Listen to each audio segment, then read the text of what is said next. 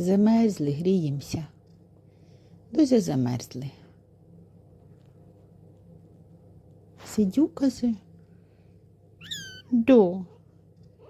Дуже змерз. Оце таке літо. Дуже замерз, хлопчик. Сидю, каже, за пазухою.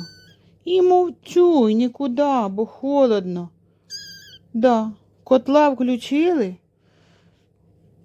І підемо в ванну. Там підлога тепла. І буду, каже, там грітися. Отак.